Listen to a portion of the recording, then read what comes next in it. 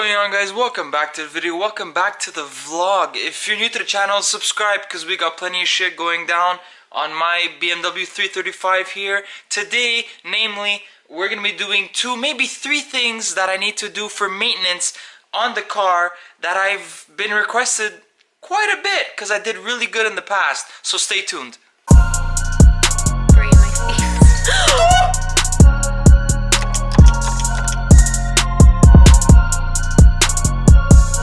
Product review, and it's right here. Through there's like a little hole, little orange. Holy shit!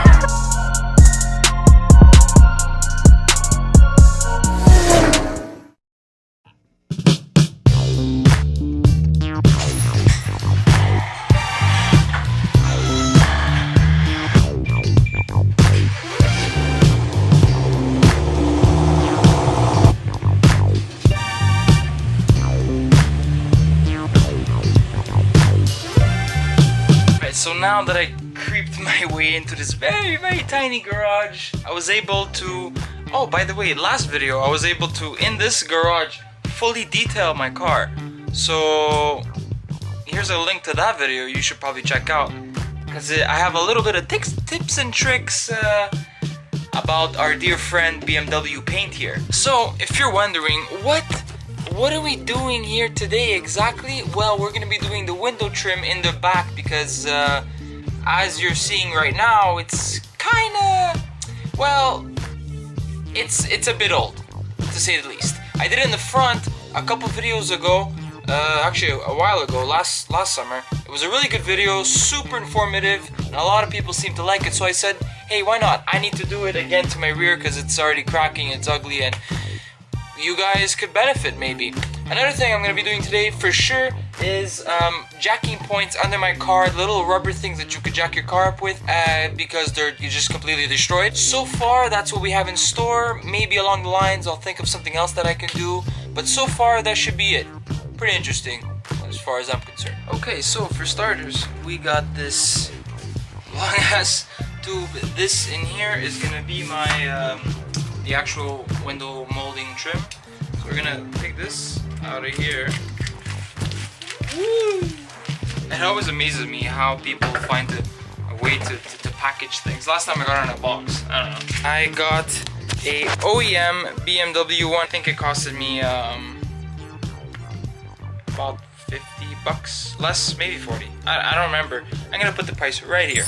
Great, that's the price. Just like my other video that I made, I'm literally gonna do the exact same steps. I'm gonna, pretty sure I started off by just literally pushing this out and just like I started ripping it out all along the edges, and then to put it back, I know there's like a metal piece in here. It kind of like a U, and that U has to go on the windshield like that, and then you could push along the sides this way all the glue so it could stick properly.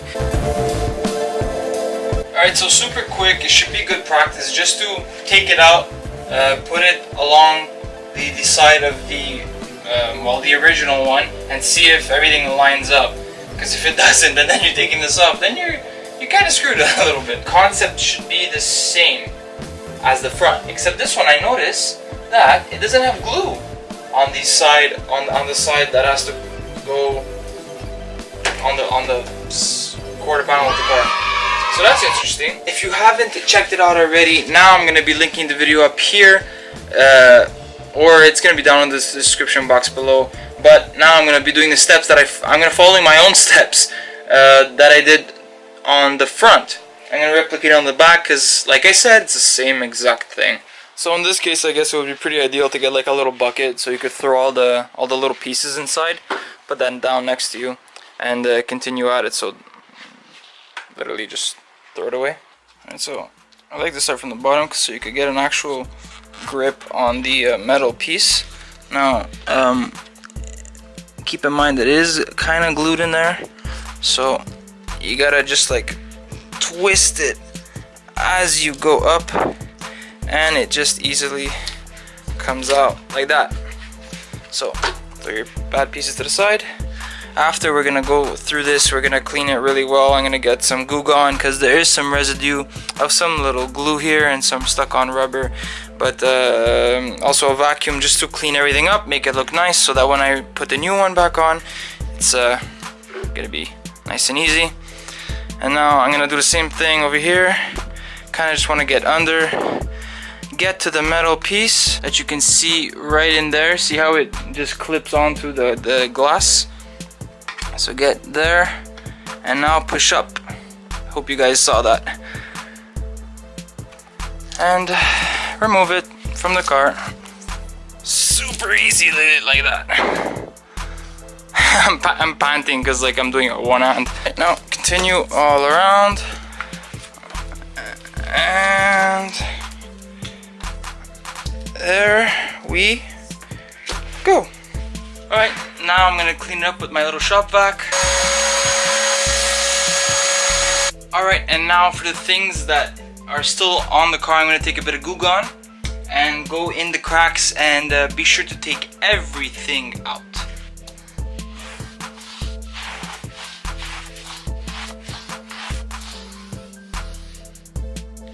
Super clean, and that's super dirty, and that's all the rest we have to take out.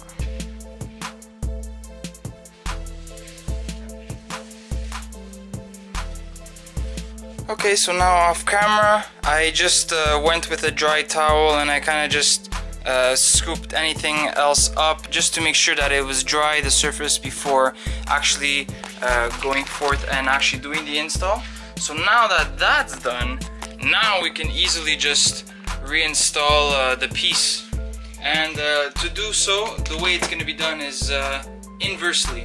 So now I'm going to start from the top, work my way towards the edges, making sure that the metal piece gets hooked into the glass, and then making sure that it's even on both ends, on both corners of the top. Then I'm going to be working my way all the way down to the very bottom of the windshield on both sides. One thing I want to add about these corners, because they're not that easy to install. This piece of plastic on the inside, this one that I'm pushing down right now, that one has to go around the glass that's way back here. So what I was doing is I was pulling this way, and then with this one, with this small trim tool, I would go in the corner, push the rubber down so that it could be under the glass, and then that would make it easier, and I could just continue pushing everything down all the way down.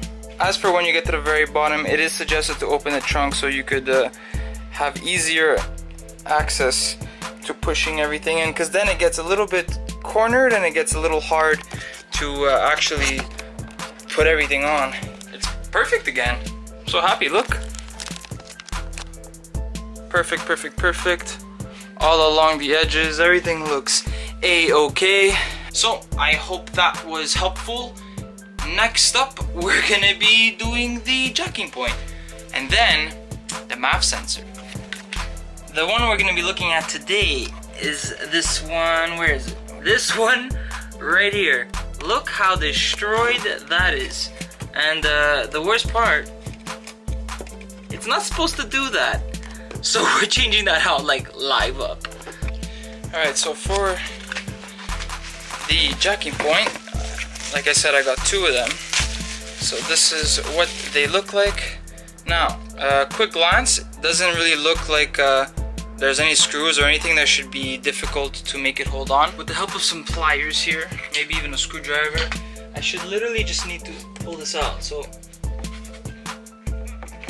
oh!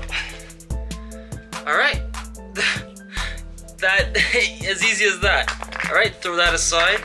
Really hard piece of plastic, by the way.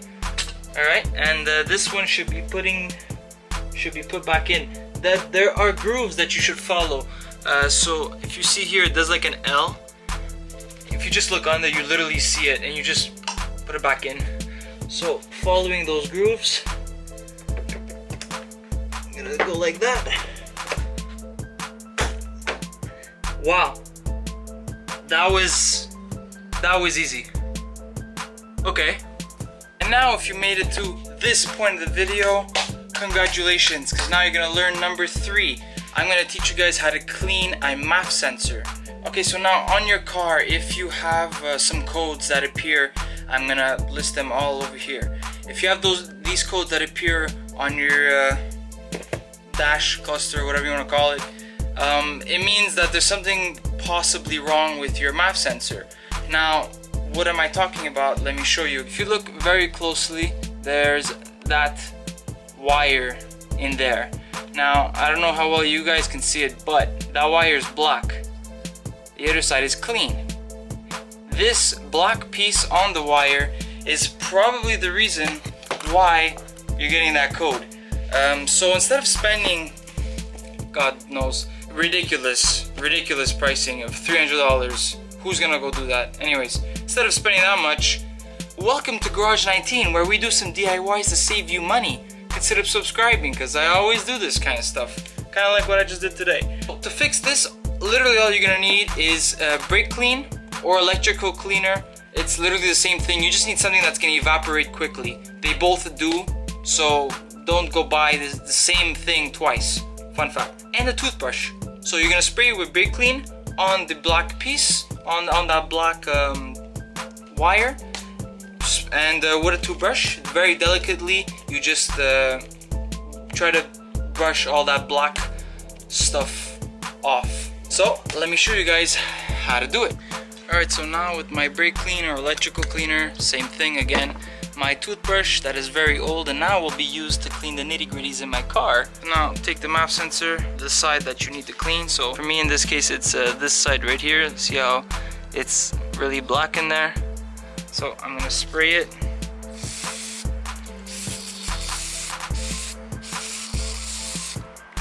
And now with my toothbrush, I'm gonna go inside there and clean it. And now, look at that. It's super shiny. Now I'm gonna just rinse it off again with more brake clean. And there you have it. Freshly cleaned MAF sensor. Although this will actually work, it's more of a temporary fix. So you're still gonna wanna, down the line, change it out. But this should keep you rolling until you do. Now, if any of these 3 things, namely the windshield molding in the back that I did, or the video that I linked for the front, or any of the other things like the jacking point or even the MAF sensor, if any of these 3 things that I showed you how to do in this video helped you, please like the video, because that helps me a lot.